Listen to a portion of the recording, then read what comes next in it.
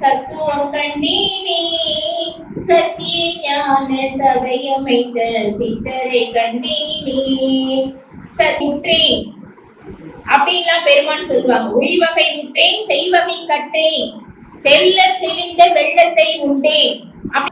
இன்று நான் இருக்கும் இடத்தில் இறைவன் வரப்போறான்.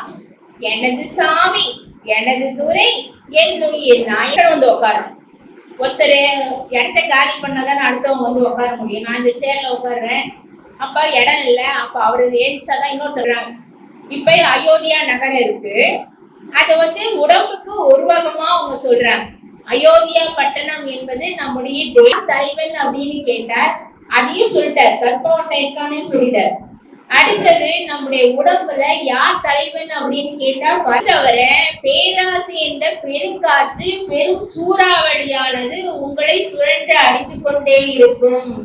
அதிலே போய் மோகத்திலே முழுகி மயக்கத்திலே ஆழ்ந்து நாம் இருந்தோம் என்று சொன்னால் நமக்கு என்னாகும்?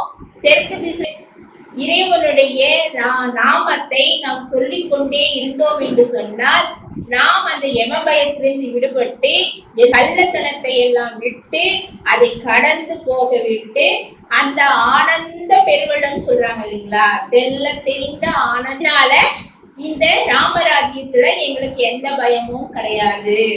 காலன் என்ற வருவான் அப்படிங்கிற பயம் எங்களுக்கு கிடையாதுன்னா, அதே மாதிரி வள்ளலார் என்ற ராஜ்யத்துல நம்ம இருக்கோம் இல்லைங்களா. அந்த அந்த பெருமான் ஆட்சி செய்து கொண்டிருக்கின்ற அவர் ஆட்சியில் நம்ம இருக்கும்போது காலனை உள்ள விடலாமா? விடக்கூடாது இல்லையா.